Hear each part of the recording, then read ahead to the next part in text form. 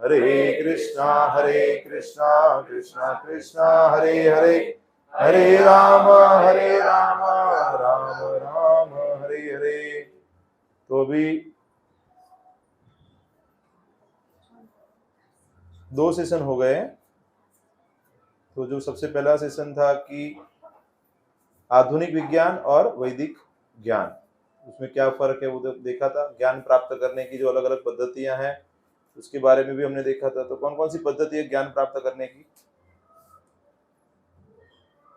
बताएंगे? ज्ञान प्राप्त करने की कौन कौन सी 3 पद्धति है जिसके बारे में हमने अभ्यास किया था? प्रत्यक्ष प्रमाण, दूसरा अनुमान प्रमाण, और शब्द प्रमाण या शास्त्र प्रमाण, जो गुरु परंपरा से हम सुन के ज्ञान प्राप्त करते हैं। दूसरे चैप्टर में हमने देखा था प्रॉब्लम्स ऑफ लाइफ, जीवन की मूलभूत समस्या क्या है। तो जन्म मृत्यु जरा व्याधि दुख दोषानुदर्शन, भगवान बताते हैं कि मुख्य जो समस्याएं हैं क्या है? जन्म, मृत्यु, जरा, जरा मतलब उम्र, और व्याधि मतलब बीमारी। तो ये मुख्य समस्याएं हैं। बाकी की समस्याएं हैं किसी को है किसी को नहीं है। तो अभी हम आज का जो सत्र देखेंगे उसमें रहेगा आत्मा का विज्ञान। तो आज क्या क्या देखेंगे वो एक बार ऊपर से देख लेते हैं। तो पहले तो हम कौन है, एक कोई भौतिक तत्व है या आध्यात्मिक स्फुल्लिंग है। हमारा जो शरीर, भौतिक शरीर है, उसका मूल्य क्या है, और जो आत्मा के बारे में हम बता रहे हैं तो उसका कोई प्रूफ है क्या, साइंस कोई प्रूफ दे सकता है क्या, फिर भगवत गीता से क्या रेफरेंस मिल रहा है हमें, और आत्मा एक शरीर से दूसरे शरीर में कैसे जाता है, आत्मा और भगवान उनमें क्या फर्क है, और ये सब ज्ञान प्राप्त करने का क्या फायदा है, इसको एक एक करके हम आगे समझेंगे। तो यहाँ पे जैसे एक बताया गया है कि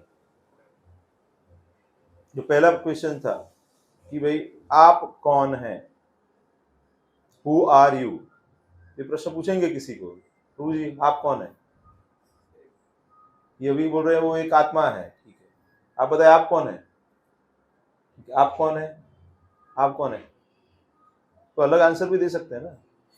आप कौन है, आप प्रवीण है, आप क्या है, अच्छा, अभी कोई कृष्ण भक्त नहीं है, अभी तो इसी आत्मा तक ही पहुंचे हैं। तो ऐसे अलग अलग आंसर्स दे सकते हैं। कोई बता सकता है कि जैसे मैं डॉक्टर हूँ, कोई बता सकता है मैं इंजीनियर हूँ, कोई बता सकता है मैं पिता हूँ, कोई बता सकता है मैं माता हूँ, कोई बता सकता है मैं भारतीय हूँ, ऐसे गुजराती हूँ, ऐसे अलग अलग जवाब दे सकते हैं लोग। तो यहाँ पे आप देख सकते हैं एक चित्र में तो यहाँ पे भेड़ है, उनके बीच में वो शेर और शेर के बच्चे हैं, वहां पे बाघ और सिंह के बच्चे हैं वहां पे। अभी उनके साथ ही अगर पले बड़े रहेंगे तो उनको बड़े होके क्या लगेगा, वो दहाड़ नहीं सकेंगे,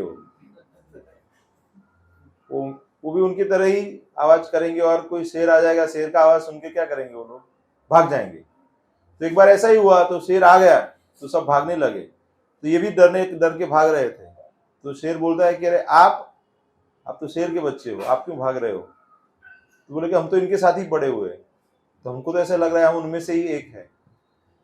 तो बोल रहे कि आप में और उनमें काफी फर्क है, आ जाओ इधर। फिर वो तालाब के पास लेके जाते हैं, वहां पे दिखाते अरे हाँ मैं तो आपके जैसे दिख रहा हूँ। तब तक उन्होंने अपने आप को देखा नहीं था ना, तब तक उनको ऐसा ही लगता था कि वो भी भेड़ ही है, क्योंकि उनके साथ में बड़े हुए हैं। तो हमारा भी ऐसा ही है कि हमारे भौतिक शरीर के साथ काफी जन्मों से इसके संपर्क में है, तो इसीलिए हम ऐसा ही मान लेते हैं कि हम यह भौतिक शरीर। तो जैसे कोई गुरु की कृपा होती है, कृष्ण की कृपा होती है, तो हम धीरे धीरे समझ पाते हैं कि हम शरीर नहीं है, हम आत्मा है। तो उसको कैसे समझना है, तो उसको हम आज आगे आगे देखेंगे। तो भगवत गीता का ABCD है। भगवत गीता में पहले अध्याय है, उसमें अर्जुन विषाद योग है। उसमें अर्जुन अलग अलग कारण बताते हैं युद्ध नहीं करने के, लेकिन भगवान उनको समझाते हैं कि आप जिनके शरीरों को नष्ट होने का चिंता कर रहे हैं वो तो आत्मा है, वो शरीर नहीं है। बताते हैं कि आप ये शरीर नहीं है, आप ये मन नहीं है, आप ये मिथ्या अहंकार नहीं है। वही सब ज्ञान भगवद गीता में भगवान अर्जुन को देते हैं। दूसरा प्रश्न था कि ये हमारा जो शरीर है, भौतिक शरीर है, उसका भौतिक मूल्य क्या है? क्योंकि आजकल जैसे कोई शादी भी होती है तो पूछते हैं ना, सैलरी कितना है, कमाता कितना है, रुपड़ा कितना है। तो यहाँ पे भी अगर ये शरीर का कोई भौतिक शरीर का वैल्यू निकालेंगे तो अलग अलग साइंटिस्ट अलग अलग वैल्यू निकालते हैं। तो वो कैसे निकालते हैं, उसमें अंदर क्या है? आप बोलेंगे ये घर है तो घर में क्या है भाई, इतना जमीन है, इतना कंस्ट्रक्शन है, इतना एसी है, इतना फैन है, इतना फैसिलिटी है, उसके हिसाब से वैल्यू लगाता है। वैसे ये शरीर में क्या है, तो बताते हैं कि 2/3 तो वाटर है, पानी है उसमें, जिसका कोई इतना ज्यादा कीमत नहीं है। उसके बाद 60 किलो का बंदा रहेगा तो उसके अंदर 5 किलो कैल्शियम चूना है उसके अंदर, जो हड्डी में रहता है ज्यादा।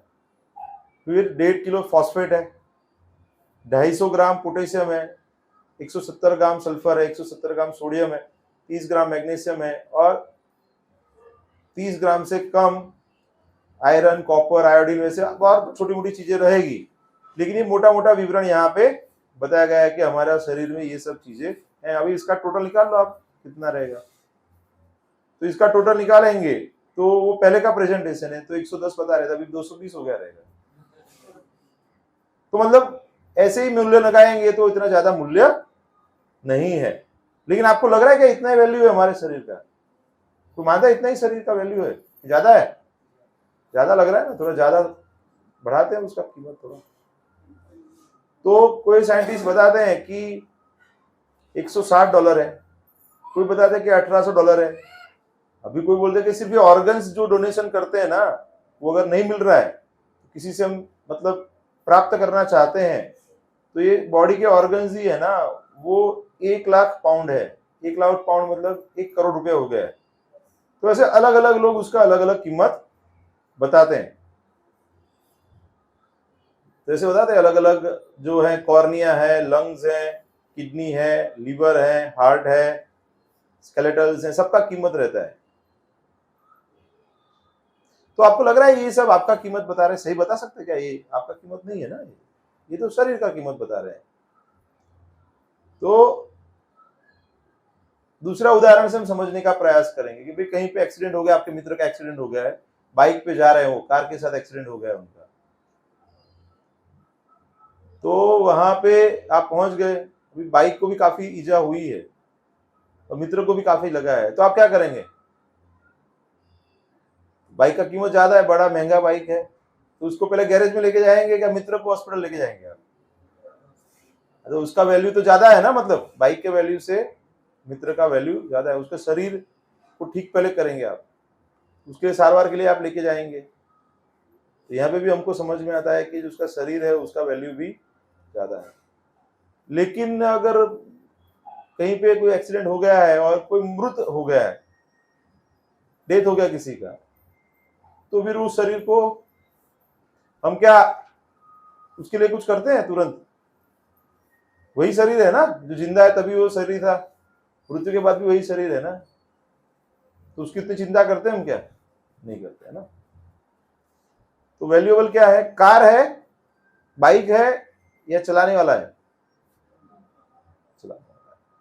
तो अभी हम देखेंगे साइंटिफिक प्रूफ, थोड़ा लॉजिक से, थोड़ा रिसर्च से देखेंगे।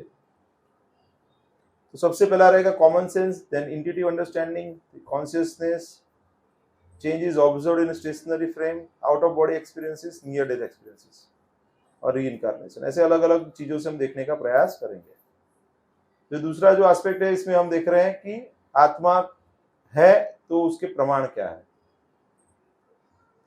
वैसा कुछ दृश्य देखते हैं ना, जब लास्ट अंत समय आ जाता है तो ऐसे सब लोग आ जाते हैं ना, बुला लो सबको, बात आधा એવું કે હવે બહેનો ને ભાઈઓ ને છોકરા ने બધાને બોલાવી लो, હવે મારો समय આવી ગયો છે। वो पता चल जाता था उनको पहले के समय में कि अभी उनका समय आ गया है। तो अभी समय आ जाता है, पीछे दिख रहा है वो पूरे कुछ विकराल लोग भी हैं, वो लेने के लिए आए। आगे सब घर वाले हैं, डॉक्टर आए हैं, सब देख रहे हैं। तो क्या बोलते हैं कि भाई वो चल बसे, तो इंग्लिश में बताते ही पास्ट अवे, गुजराती में तो क्या हुए, वह आ गया, चला गया, जता गया।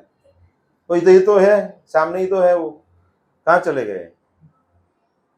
तो क्यों बोलते हैं चले गए? तो बताएंगे ऐसे क्यों बोलते हैं चले गए, पास्ट अवे, ऐसा क्यों बोलते हैं? झूठ बोलते हैं ना, वो तो इधर ही है। मुन्ना प्रभु ऐसे बताएंगे क्या, क्यों ऐसा बोलते हैं?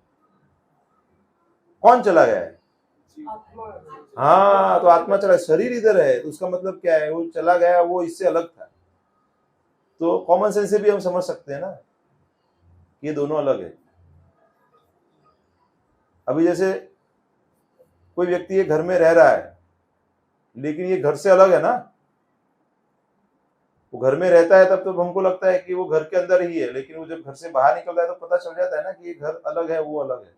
जैसे हम कार में बैठते हैं, तो भी कोई कार में कोई व्यक्ति आपका ओवरटेक कर लेता है, बोले XYZ व्यक्ति ने ओवरटेक कर लिया, अरे वो कार ने ओवरटेक किया है ना, वो व्यक्ति उससे अलग है, पृथक है, लेकिन हम उसको सिनोनिमस समझ लेते हैं। तो उसी तरह कोई व्यक्ति देह त्याग कर देता है तो वो व्यक्ति वो शरीर से अलग है। तो ये बोलते हैं ना, उनकी आत्मा को शांति मिले, ऐसा नहीं है, उनको शांति बोलते हैं ना, हम शरीर को ही वो मान लेते हैं ना, इसलिए हम बातचीत भी ऐसे ही करते हैं। तो who passed away, the soul which was taking care of the body passed away। शरीर तो हमेशा मृत ही होता है, जब आत्मा शरीर के अंदर विद्यमान रहता है उस समय तक ही वो जीवन के लक्षण प्रदर्शित करता है। As far as the soul is there in the body, it expresses different activities through the consciousness। चेतना के द्वारा वो कार्यरत होता है। सो बॉडी तो वहीं पे है। दूसरा एक देखते हैं कि इंट्यूटिव अंडरस्टैंडिंग।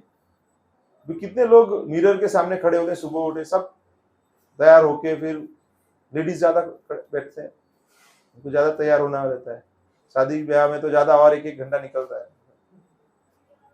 तो देखते हैं ना, अरे ये मेरा चिक है, ये मेरा चश्मा है, ये मेरे कपड़े हैं, वैसे हम बोल सकते हैं ना। तो मैं और मेरा, बोलते ये मेरा शरीर है, ऐसे बोलते हैं, मैं शरीर ऐसा बोलते हैं, नहीं बोलते। क्या बोलते हैं? मेरा बोलते हैं, मैं और मेरा। तो मैं का मतलब क्या है? खुद, अपनी बात चल रही है। मेरा मतलब जो हम पजेस कर रहे हैं, जो हमारे साथ है, हमारे पास है, हमारा है। वैसे ही हम कभी भी ऐसे नहीं बोलते मैं शरीर, हम बोलते हैं मेरा शरीर, मेरा चश्मा, मेरा कपड़ा, मेरे बाल। तो वो दोनों अलग हैं, पृथक है। तो इससे भी हम समझ सकते हैं, इंट्यूटिव अंडरस्टैंडिंग से भी, कि मैं मेरे शरीर से अलग हूं। तो मैं कौन हूं, इसको हम आगे देखते हैं।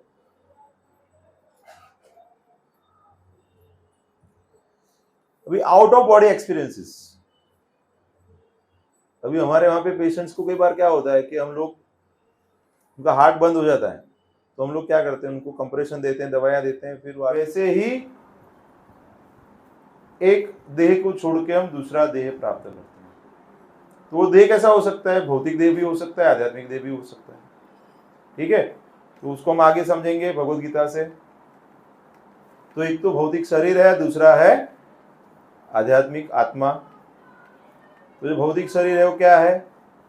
मैटर, भौतिक तत्वों से बना हुआ है। और आत्मा क्या है? स्पिरिट, आध्यात्मिक है वो। भौतिक शरीर है क्या? वो चेतना नहीं है उसके पास, चेतनशील नहीं है। आत्मा कैसा है? चेतना है उसके साथ। चेतना आत्मा का लक्षण है, समझिए आप। भौतिक शरीर क्या है? बदलता रहता है, छोटा है, बड़ा है, फिर वृद्ध हो जाता है, फिर खत्म हो जाता है। आत्मा में कोई बदलाव नहीं आता, सनातन है, शाश्वत है।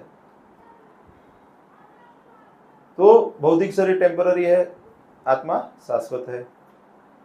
जैसे मैंने ऑलरेडी बताया आपको कि भौतिक शरीर ऑलरेडी मृत है, आत्मा अलाइव, जीवंत है। थोड़ा रिसर्च करते हैं, मटेरियल व्यू पॉइंट से देखते हैं उसको। सो ऐसे सोच सकते हैं कि भाई we are bodies made up of matter, हम तो एक शरीर है, देह है जो भौतिक तत्वों से बना हुआ है, हम तो केमिकल्स हैं।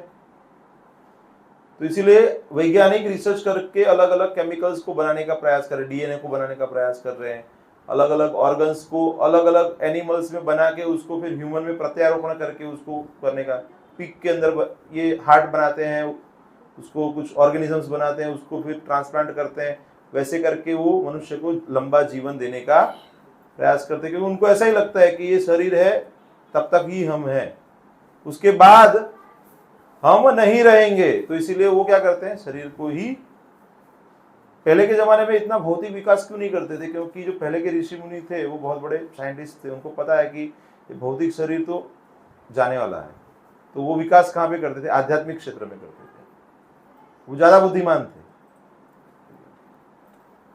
वो शास्त्र अध्ययन करते थे। और हम क्या करते हैं, बच्चों को बड़ा साइंटिस्ट बनाने के लिए प्रयास करते हैं, भौतिक साइंटिस्ट। तो जो भौतिक व्यू पॉइंट क्या है कि हम लोग मृत्यु के समय पे खत्म हो जाएंगे, लेकिन आध्यात्मिक व्यू पॉइंट क्या है तो देखते हैं भगवद गीता में दूसरे अध्याय के 20वें श्लोक में पूरा बताया गया है कि न जायते म्रियता कदाचिन नायम भूत्वा भविता वा न भूयः अजो नित्य शाश्वतोयम पुराण न हन्यते हन्यमाने शरीरे। तो बताते हैं कि ये जो आत्मा है उसके लिए तो जन्म भी नहीं है और मृत्यु भी नहीं है, वो तो कभी आया ही नहीं था और कहीं जाना भी नहीं है, वो तो शाश्वत है, उसका कभी जन्म नहीं हुआ है, सदा रहता है, और शरीर के हत्या हो जाने के बाद, मृत हो जाने के बाद भी उसकी हत्या या उसको मृत्यु नहीं होता है। तो मतलब आत्मा के अलग अलग लक्षणों के बारे में यहाँ पे 2.20 में बताया है भगवद गीता में। So we are not the material body of the flesh and bones. We are spirit soul encaged in the material body. We do not die when material body dies. तो यहाँ पे बताया कि हम भौतिक शरीर नहीं है जो मांसपेशियों और हड्डियों से बना हुआ है, हम आध्यात्मिक आत्मा है जो भौतिक शरीर में रखा गया है। तो हमारा मृत्यु नहीं होता है जब शरीर का मृत्यु होता है। तो ये बेसिक चीज यहाँ पे क्लियर होता है। तो जो शरीर है वो 5 तत्वों से बना हुआ है। कौन कौन से 5 तत्व है? भूमि, जल, अग्नि, वायु और आकाश। ये 5 जो है वो स्थूल तत्व है, और ये क्या होता है, मृत्यु के समय समाप्त हो जाता है। तो 5 तत्वों में से बना है वो 5 तत्व में विलीन हो जाते हैं। उसके आगे सूक्ष्म शरीर है, जो है बाहर दिखता है वो है स्थूल शरीर। उसके बाद अंदर आ जाता है सूक्ष्म शरीर। सूक्ष्म शरीर 3 चीजों से बना है, मन, बुद्धि और मिथ्या अहंकार। मन को हम देख सकते हैं, जैसे कंप्यूटर में क्या है, एक हार्डवेयर है जिसको हम देख सकते हैं, और एक सॉफ्टवेयर रहता है, सॉफ्टवेयर को देख नहीं सकते। मोबाइल तो रहता है, वो क्या बोलते हैं ना, हैंग हो गया है। इंटेलिजेंस मतलब बुद्धि, और फॉल्स ईगो मिथ्या अहंकार। तो ये क्या होता है कि एक स्थूल शरीर को छोड़ के दूसरे स्थूल शरीर को जब आत्मा गति करता है तब ये सूक्ष्म शरीर यानी कि मन, बुद्धि और मिथ्या अहंकार साथ में रहता है। तभी तो ये बोलते हैं ना कि मैं माना हूं, मैं शुक्ला अभी नहीं हूं, मैं माना हूं, क्योंकि पुराना वाला ईगो अभी भी उसके पास है। ये नए शरीर में आ गई है वो। तो और कारण शरीर है जिसकी वजह से ये भौतिक शरीर विद्यमान है, तो वह है 3 तत्वों से बना हुआ है। आत्मा कैसे बना हुआ है? आत्मा का स्वरूप कैसा है? सत, चित और आनंद। सत मतलब सनातन, इटर्नल। चित मतलब पूर्ण रूप से ज्ञानमय, और आनंद मतलब आनंदमय, इटर्निटी, नॉलेज एंड ब्लिस। तो भगवद गीता में 7वें अध्याय के 4थे श्लोक में बताया गया, भूमि रापो नलो वायु खम मनो बुद्धि रेवच अहंकार इतियम में भिन्ना प्रकृति दृष्टता। तो ये 6 तत्वों से बना हुआ है, 5 स्थूल और 3 सूक्ष्म तत्वों से हमारा भौतिक शरीर बना हुआ है। कुछ ऐसी स्थिति है जैसे एक तोता है, कहाँ पे, एक पिंजड़े में फंसा हुआ है। पिंजड़े की बहुत पॉलिशिंग हो रही है, पिंजड़ा बहुत बढ़िया क्वालिटी का गोल्डन केज है, दिख रही है यार। और उनके जो केयर टेकर है वो क्या कर रहे हैं, उसको बहुत अच्छे से क्लीनिंग कर रहे हैं, चमका रहे हैं अच्छे से, लेकिन तोते को खाना नहीं दे रहे। तो ऐसी कुछ हमारी हालत हो गई है। हम लोग क्या करते हैं, शरीर के लिए सब कुछ करते हैं, उसको खाना पीना अच्छे से देते हैं, व्यायाम भी करते हैं, नींद भी ले लेते हैं, करते हैं ना ये सब चीजें, और स्कूल में भी भेज देते हैं IQ बढ़ाने के लिए।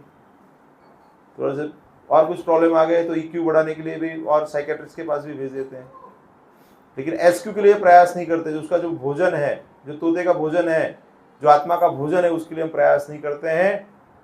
तो उसको क्या बोलते हैं, ऑपरेशन सक्सेसफुल, पेशेंट डाइड।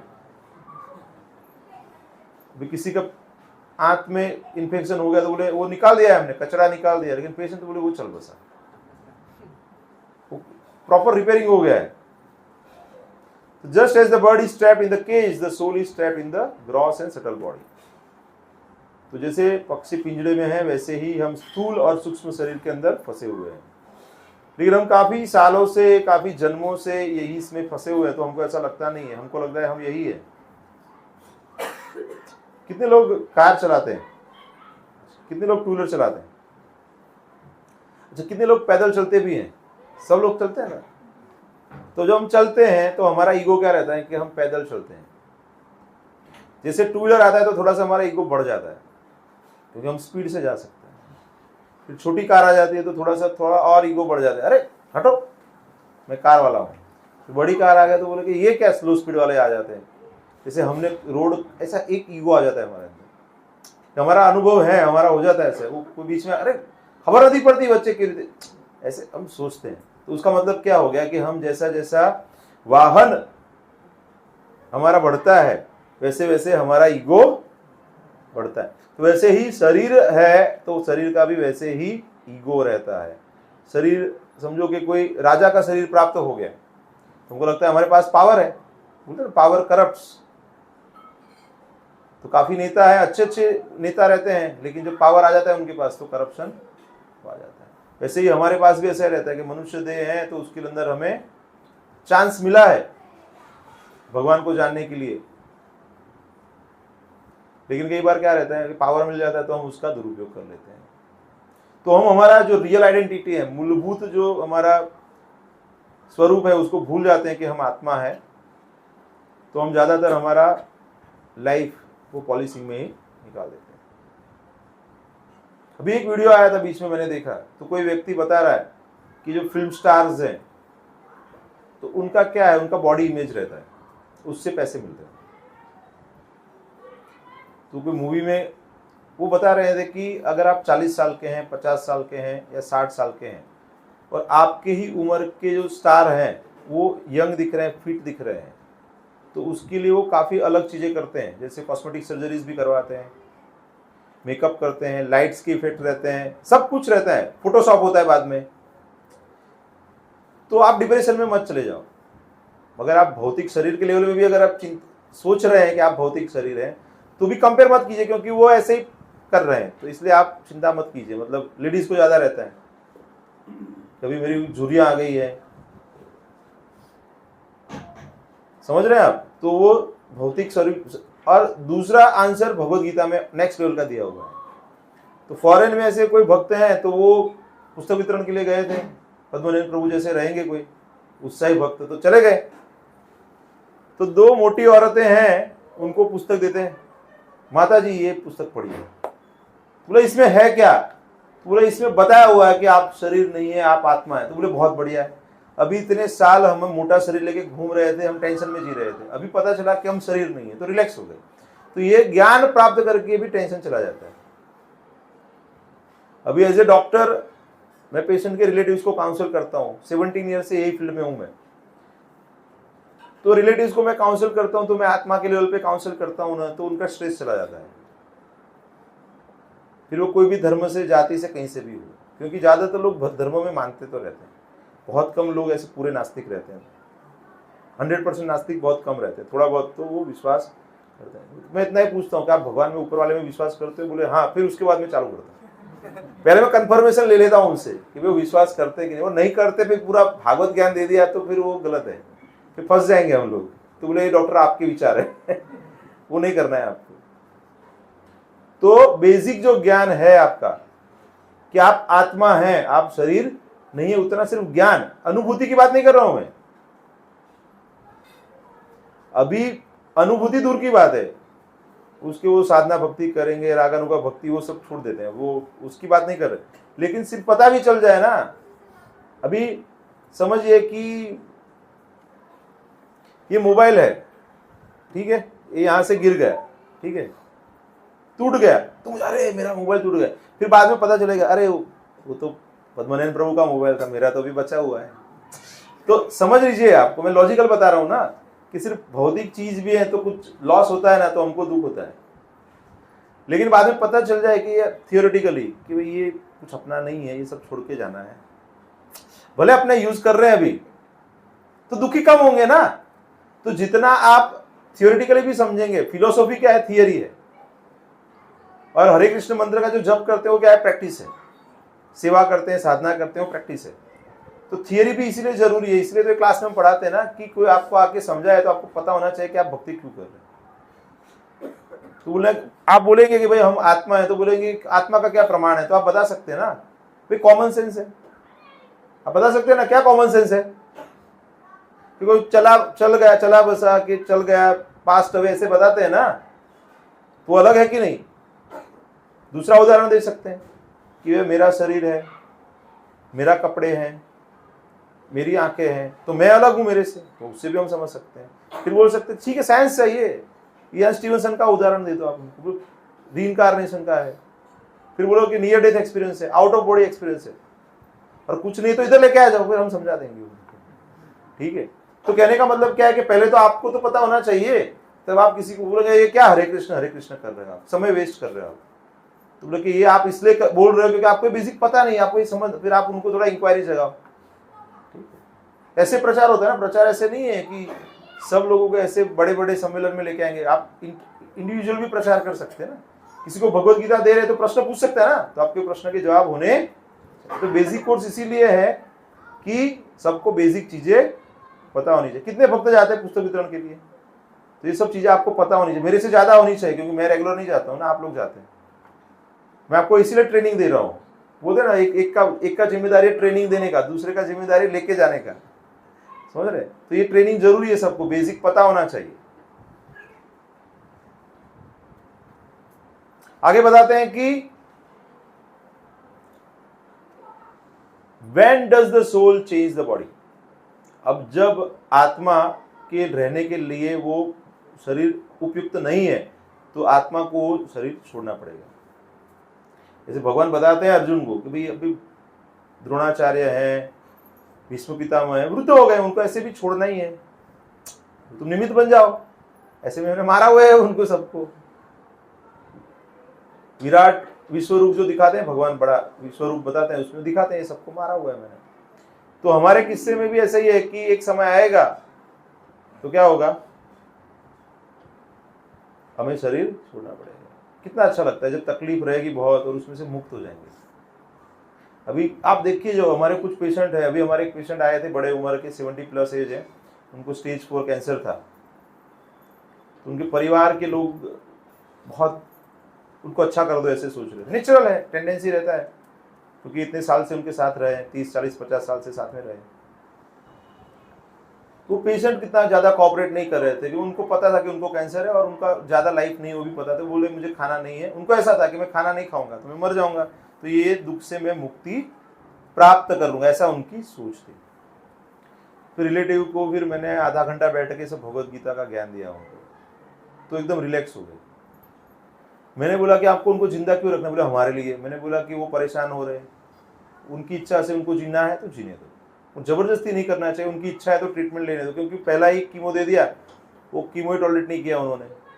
मेरे पिताजी की मैंने स्टोरी बताई पूरी, वो लास्ट समय में वो भगवान का नाम ले रहे थे, दुख तो था, लेकिन भगवान का नाम लेने से वो दुख का अनुभूति कम हो जाता है। दुख तो रहता ही है, लेकिन दुख का अनुभूति कम होता है। और जब हम उनको भगवान का नाम लेते हुए देखते हैं तो हमारा दुख भी कम हो जाता है कि भाई चलो ये स्थित हो गए। लेकिन अगर वही करा रहते, अरे मेरे लिए कुछ करो, कुछ करते नहीं हो, मुझे भूख लगी है खाना दो, अरे हॉस्पिटल क्यों लेके नहीं जाते, तो मतलब अगर आपको ये स्थिति में नहीं जाना है तो अभी से भक्ति करो। अगर आप अभी भक्ति नहीं करेंगे तो मृत्यु के समय पे क्या होगा, आप बॉडी कॉन्शियसनेस में ज्यादा रहोगे। ये मेरे अपने घर में खुद देखा है, क्योंकि पिताजी रेगुलर सुबह 4:30 बजे उठ के 2 घंटा भगवान का नाम लेते थे, श्रीमद् भागवतम चैतन्य चरितामृत पढ़ते थे, तो उनको सब पता चल गया था, प्रैक्टिस भी करते थे, थियरी भी पता था। जैसे मृत्यु का समय आया ना तो सब छोड़ दिया उन्होंने, उनको पता चल गया वो भी समय आ गया, सब छोड़ो भी, तो सब सौंप दिया मुझे। तो अभी हमें भी क्या करना चाहिए, थियोरेटिकली समझ लेना चाहिए कि भाई कभी तो ये शरीर का अंत होने वाला। आपको कभी सुना है कोई 25 साल में डेथ हो जाता है किसी का? सुना है? कितने लोगों ने सुना है? किसी का 40 साल में होता है, तो है यहाँ पे कोई 25 साल का, 40 साल के हैं, सब है ना। तो कभी भी हो सकता है ना, लेकिन हम ऐसा मान के चलते हैं कि हम तो 70-80 साल तो चाहिए, तो प्लानिंग ही वैसा रहता है, सही कि नहीं? फिर तो टर्म इंश्योरेंस और बीमा क्यों लेते फिर? मतलब आप जानते हैं कि कभी भी जा सकते हैं, समझ रहे हैं आप?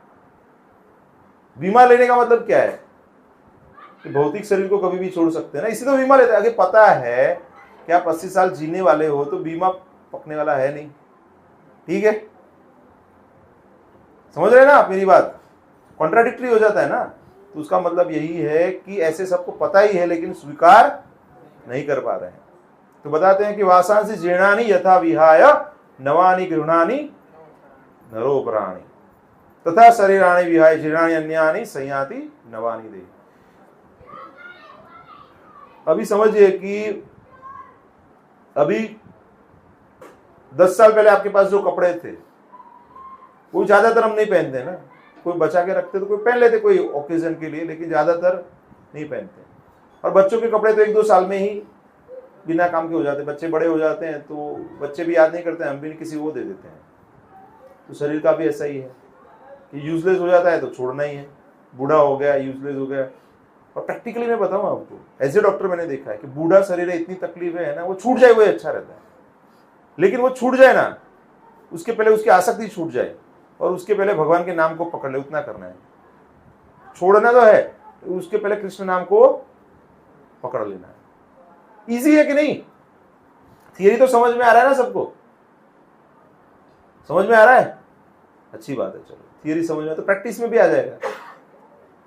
तो जब हम हरे कृष्ण कृष्ण कृष्ण हरे हरे, हरे राम राम राम हरे हरे, ये मंत्र बार बार उच्चारण करते हैं तो हमारी जो सोई हुई चेतना है, भगवान बताते हैं ना, चेतो दर्पणम मार्जनम भव महादावाग्नि निर्वापणम श्रेयः कैरव चंद्रिका वितरणम विद्यावधु जीवनम आनंदाम्बुधि वर्धनम प्रतिपदम पूर्णामृत स्वादनम सर्वात्म स्नपनम परम विजयते श्री कृष्ण संकीर्तनम।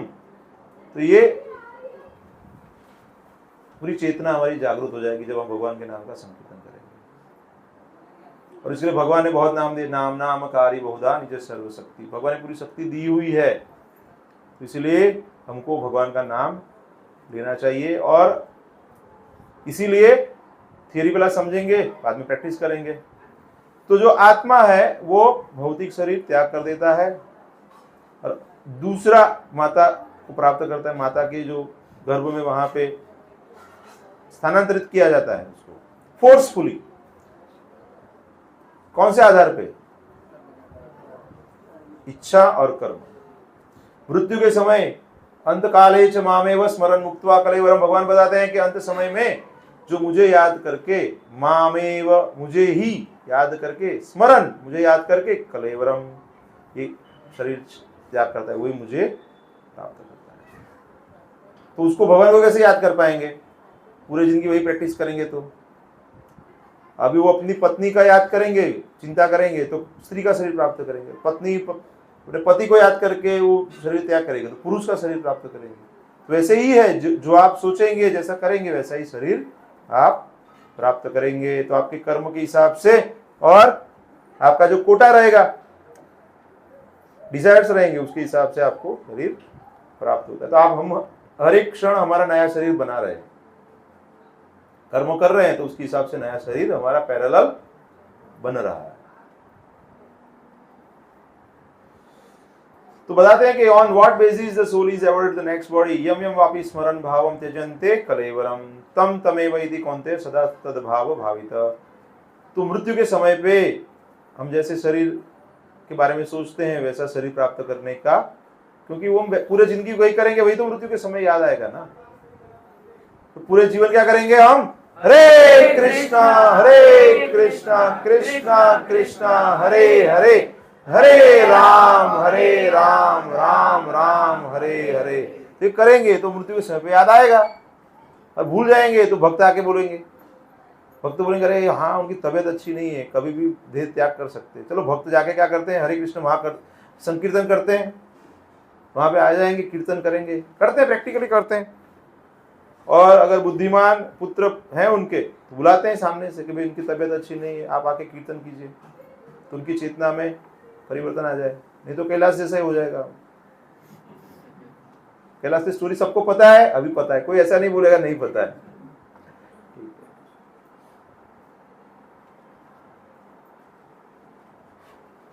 तो आत्मा में और भगवान में क्या अंतर है? भगवान बताते ममेवांसो जीवलोके जीवभूतः सनातनः मनस्स्थान इंद्रियाणि प्रकृति स्थानी कर्षति। बताते हैं कि जो जीवात्मा है वो बदल जीवन में आया हुआ है, वही मेरा एक अंश है, भगवान के अंश ही है। भगवान बताते ममेवांसो, मेरा ही अंश है।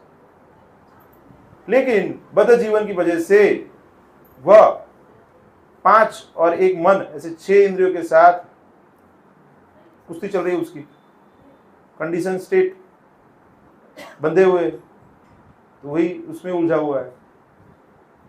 अभी मैं सोचता हूं तो अंदर विचार आते रहते हैं, तब भाई भगवत गीता के कुछ श्लोक याद कर लेते तो विचार शांत हो जाते हैं। तो समझ में आता है मन का तो वही कार्य है। What are the 3 functions of mind? Thinking, willing, feeling. मन का कार्य क्या है? बेसिक कार्य क्या है?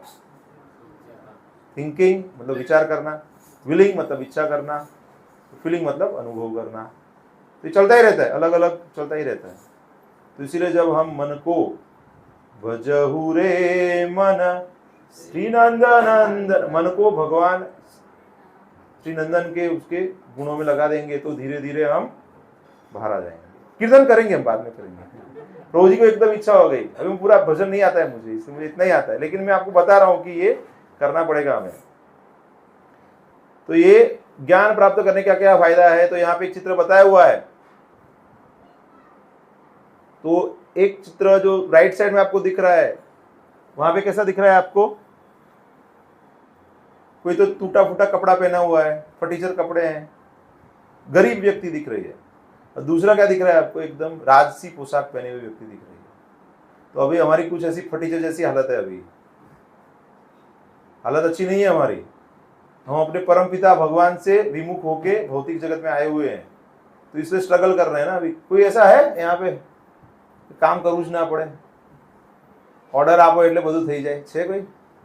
કોઈ બધાને કામ કરવું પડે છે। और वहां पे राजा रहेंगे तो क्या रहता है, ऐसे देखेंगे तो 2 लोग इधर, अरे क्या चाहिए आप, इधर क्या चाहिए। तो वैसे ही भगवान के धाम में हमारे लिए सब कुछ उपलब्ध था, भगवान की सेवा भी थी, आनंद भी था, कोई कष्ट भी नहीं थे। लेकिन हमको लगा हमको राजा बनना है, तो भगवान बोले यहाँ पे मैं ही राजा हूँ, तुमको राजा बनना है नीचे जाओ। तो फिर भगवान ने क्या किया, हमारे लिए भौतिक सर्जन किया, वहां पे हमें जीवात्माओं को भेजा। तो यहाँ पे क्या भेजा? इसलिए कि हम लोग सीख जाएं। तो हम सीख जाएंगे, वापस भगवान का नाम लेंगे, भगवान की भक्ति करेंगे, तो वही अपना मूल स्वरूप यहाँ पे जैसे बताया है कि फिर से राजा के साथ कनेक्ट हो जाएंगे, तो राजा का परिवार बन जाएंगे। वैसे ही जैसे भगवान के साथ कनेक्ट हो जाएंगे तो वही शाश्वत जीवन प्राप्त करेंगे, भगवान के साथ रहेंगे और आनंदमय जीवन जिएंगे। क्योंकि भगवान के साथ सेवा में रहेंगे तो भगवान खुश रहेंगे, भगवान प्रसन्न रहेंगे तो हम भी प्रसन्न हो जाएंगे। फिर घर में कितने लोगों के घर में छोटे बच्चे हैं? अब आपको देखा है ना कि बच्चे और आप एक दूसरे को कोऑपरेट करते हैं तो ही अच्छे से दोनों रह सकते हैं। दोनों को थोड़ा सा एक दूसरे को हिसाब से चलना पड़ता है ना। तो यहाँ पे भी हम देखते हैं ना कि जो बच्चे कोऑपरेट करते हैं ना उनको चीजें इजीली मिल जाती है, और जो बच्चे कोऑपरेट नहीं करते, मम्मी पापा की बात नहीं मानते, तो उनको थोड़ा सा डिलेड मिलता है, नहीं भी मिलता है कोई चीजें। तो हम भी ऐसे बच्चे ही हैं भगवान के। भगवान बताते हैं ना, ममे वांसो जीवलोके जीव भूत सनातना। तो इसीलिए हम यहाँ पे आ गए बद्ध अवस्था में। बद्ध में से मुक्त होना है तो भगवान की जो सिस्टम है उसको समझना है, और यद गत्वा न निवर्तन्ते तद धाम परमम मम, यहाँ पे जाके वापस नहीं आना पड़ता, वैसे धाम में हम वापस जा पाएंगे। तो आज के क्लास में हम क्या सीखे, थोड़ा 2 मिनट में रिवीजन कर लेते हैं।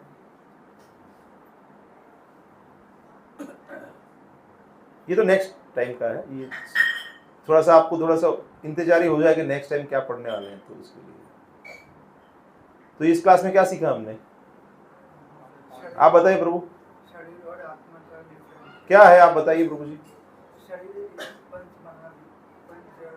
तो स्थूल शरीर 5 महाभूत से बना हुआ है। कौन कौन से तत्व से बना हुआ है, उनको बताने दीजिए आप, उनका हाथ ऊपर है तो उनको बताने दीजिए। ओके, और सूक्ष्म शरीर कौन बताएंगे, कौन से तत्व से बना हुआ है, माताओं में से कोई बताएंगे। माता जी ने तुरंत बता दिया, तो वो भगवद गीता पढ़ते इसलिए पता है उनको। बाकी लोग सोचते हैं कि क्या पढ़ाया था, क्योंकि वो सोचना पड़ता है। ठीक है, और किसी को आपको समझाना है तो आप कैसे समझा सकते हैं कि आत्मा का अस्तित्व है, कोई बता सकते हैं, शरीर से अलग आत्मा है, उसका अस्तित्व है। क्या क्या उदाहरण हमने दिए थे। सबसे पहला था कॉमन सेंस। कॉमन सेंस क्या है, चल बसे, पास्ट अवे, तो समझ सकते हैं ना, ये तो इधर ही है, तो क्या चल बसा, क्या पास्ट अवे, तो जो अलग रहेगा वही चला गया ना। दूसरा इंट्यूटिव, हम अपने आप को भी देख के समझ सकते हैं कि मैं और मेरा अलग है, तो मेरा शरीर तो मैं अलग हूं उससे। फिर तीसरा क्या देखा था हमने, नियर डेथ एक्सपीरियंसेस, मृत्यु के समीप के अनुभव, out of body experiences, OBEs NDEs, reincarnation. तो ये सब अलग अलग चीजों से आप समझा सकते हैं। और 1-2 चीजें थी, मैंने स्लाइड्स रखी नहीं है क्योंकि फिर बहुत लंबा हो जाता है, इसलिए मैंने निकाल दिया कुछ स्लाइड्स। और फिर भगवद गीता से भी अलग अलग श्लोकों से हमने देखा कि वासांसि जीर्णानि यथा विहाय, फिर बताया कि देहोरस्मिन् यथा देहे कौमारम यौवनम जरा, तो ऐसे अलग अलग तरीके से तथा देहांतर प्राप्ति धीरस्तत्र, वैसे ही दूसरा शरीर प्राप्त होता है। और ये शरीर के अंदर जो आत्मा है, तो आत्मा कैसा है, आत्मा का स्वरूप कैसा है, सत चित और आनंद स्वरूप। इतना आज हम सीखे हैं। नेक्स्ट क्लास में क्या सीखेंगे हम, भगवान का अस्तित्व है क्या, उसके ऊपर। ये इसलिए आपको समझना है क्योंकि काफी लोग आपको प्रश्न करेंगे, इसलिए आपको सब चीजें पता होनी चाहिए, क्योंकि प्रभुपाद की इच्छा है कि आप सबको प्रचार करना है। तो मैं भी ऐसे ही कई 20 साल पहले मैं ऐसे ही बैठता था, समझ रहे हैं आप। तो आप सबको भी क्या है, प्रचार करना है। ऐसा जरूरी नहीं कि यहाँ पे बैठ के करेंगे, पुस्तक वितरण करके माध्यम से कर सकते हैं। आपके घर पे कोई आया है, आप किसी के घर पे गए, कोई इंक्वायरी करता है तो आप उनको बता सकते हो। बोलते अरे ये टीका क्यों किया है, आप हरे कृष्ण में जुड़े हुए, कुछ बताइए, इंक्वायरी कर सकते हैं। तो आप उनको थोड़ा बेसिक बता सकते हैं, पता रहेगा तो बताएंगे ना आप, ठीक है। हरे कृष्ण कृष्ण कृष्ण हरे हरे, हरे राम राम राम हरे हरे। तो अभी संडे को कुछ भक्त और जुड़े हैं, बहुत अच्छी बात है, और ज्यादा भक्त संडे आ सकते हैं। तो उससे क्या होगा कि साधना में भी आपको प्रगति मिलेगी और अन्य सेवाओं में भी आप जुड़ सकते हैं। कुछ अनाउंसमेंट है तो कर सकते हैं प्रभु आप, कुछ अनाउंसमेंट है प्रभु आप, किसी को कोई प्रश्न है तो पूछ सकते हैं। हाँ पूछिए। अभी हमारे ऐसे चक्षु नहीं है कि हम आत्मा को देख सकते, चर्म चक्षु से नहीं देख सकते। जो दिव्य स्वरूप है वो दिव्य दृष्टि से ही देख सकते हैं। इसलिए भगवान अर्जुन को दिव्य, जो भगवान का दिव्य देह है वो देखने के लिए, हाँ, तो वो जो गॉड एग्जिस्ट में ये सब आएगा कि भगवान को कैसे देख सकते हैं। तो आपका प्रश्न है, उसका आंसर हमको डिटेल में नेक्स्ट क्लास में। और कोई प्रश्न है किसी को? हाँ प्रभु, आमा पंचमहाभूतમાં જે આકાશ કીધું એક તત્વ, એ આપણી બોડીમાં થઈ જાય, એટલે ઓર્ગન્સની વચ્ચે જગ્યા હોય ને, અવકાશ, આકાશ, સ્પેસ, સ્પેસ, बरोबर। प्रश्न पूछना चाहिए, अपने आप को भी पूछना चाहिए, क्लास में भी पूछना चाहिए। ज्यादा से ज्यादा क्या होगा, मुझे नहीं आएगा तो मैं बता दूंगा नहीं आता है, समझ रहे? Getting my point. अगर आपका प्रश्न ऐसा कुछ रहेगा कि जो इससे रिलेटेड नहीं है तो मैं बता दूंगा कि बाद में डिस्कस करेंगे, लेकिन रिलेटेड प्रश्न होने चाहिए, क्योंकि उससे ही आपका दिमाग क्लैरिटी होगा। क्योंकि ये सब आप प्रचार कब कर पाओगे, आपको पता रहेगा तो प्रचार करोगे ना आप, इसलिए प्रश्न होने चाहिए। और अच्छी बात है कि आपने पहले अटेंड किया हुआ है और आपको क्लियर है, तो बहुत अच्छी बात है। हरे कृष्ण। अच्छा, कोई है भक्त जो और साधना बढ़ा रहे हैं, माला बढ़ा रहे हैं, ऐसा कोई है? सब कमाला 16 माला तक पहुंच गए? तो नहीं पहुंचे तो प्रयास कीजिए, 64 तक पहुंचना है, अभी 16 तो करेंगे पहले। हरे कृष्ण।